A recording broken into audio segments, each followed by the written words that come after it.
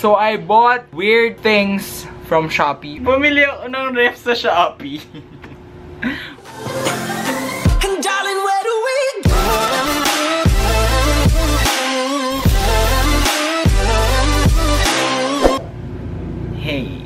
Hey guys, it's me Cedric, so welcome back to my Ding Ding Ding channel. So, ngayon, nakikita nyo naman, may package sa ating likuran. Ayan po, no? Package din sila. Pero itong package yung pinag-uusapan natin. So this video will be another haul video. Alam ko, sawang-sawa na kayo sa mga haul videos na ginagawa ko.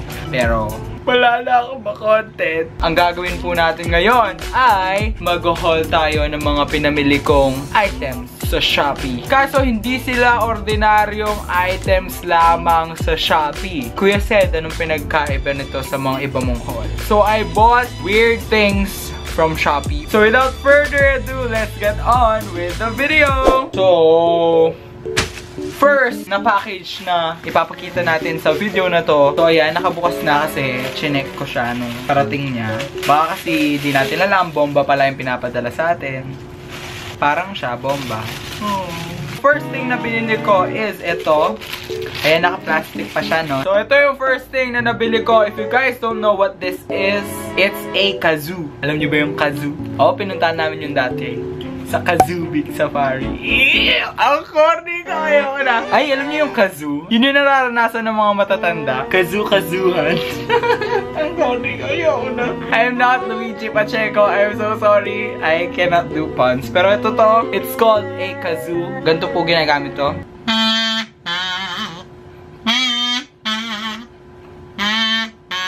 If I could escape, I would, but first alone let me say I must apologize for acting sane and treat you this way. So next item naman is ito.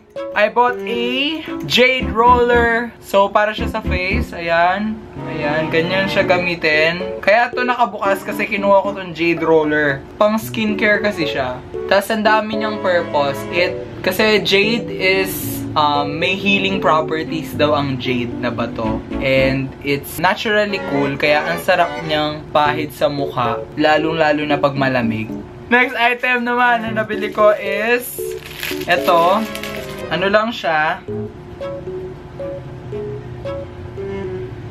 Ayan po. Mechanical pencil lang na super nipis. As in, mas makapal pa yung kilay ko kaysa sa mechanical pencil na to. And I find it weird kasi super nipis. Next item naman is ito. Ayan po, no? Color yellow. Hindi kasha. Paano ko gagamitin? Ganyan po siya, no? Ayun, kasha. Ganyan po siya ginagamit. Diba? OOTD. Amazing! So yan, dito naman tayo sa next package, which is ito. Ayan po. Actually guys, hindi ko na alam kung ano yung mga nandito sa package na to. I've ordered this a long time ago, siguro last month pa. Tapos iniipon ko para gawin tong video na to. So hindi ko na alam kung ano yung pinagbibili ko.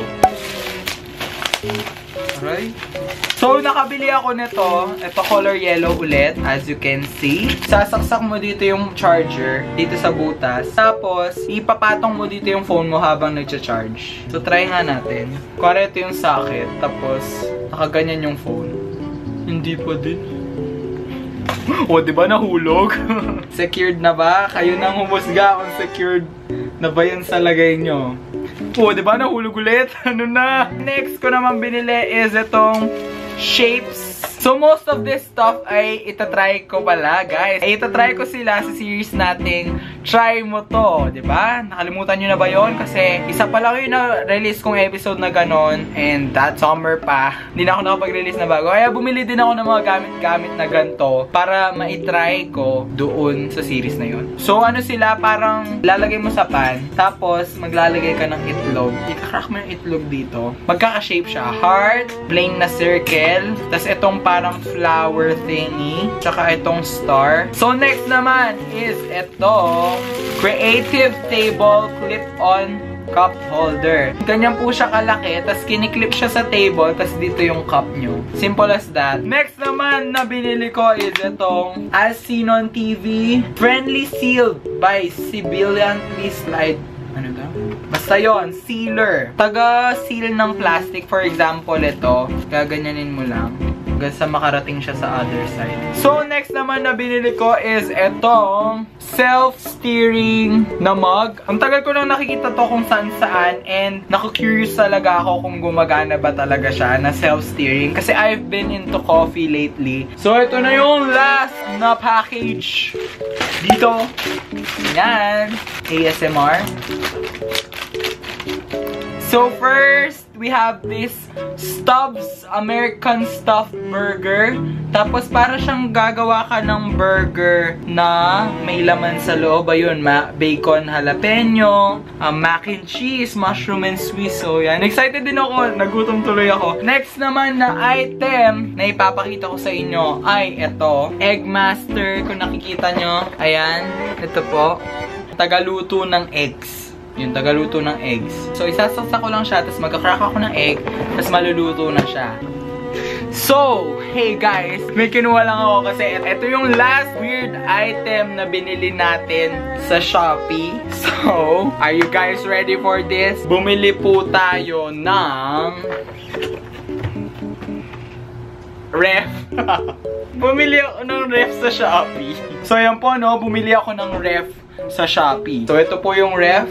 Ayan lang siya. Portable siya na ref. Ayan. Pwede siya sa car and pwede siya sa socket mismo. Merong mga compartments dito. May shelf dito. Merong dalawang detachable na cabinets dyan. Pati dito sa taas.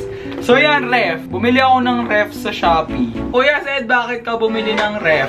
Bumili ako ng ref para sa aking skincare kasi nakakita ako ng videos about sa mga skincare fridge nila. Ngayon pala nire-ref ng skincare. Ayun, lalagay ko dito lahat ng mga frequently used skincare ko. Ako lang ba? Or pag nag-face mask ako kasi, nire-ref ko, pag lalagay ko, malamig. So lalagay ko din yung jade roller niyan dito kasi pampalamig.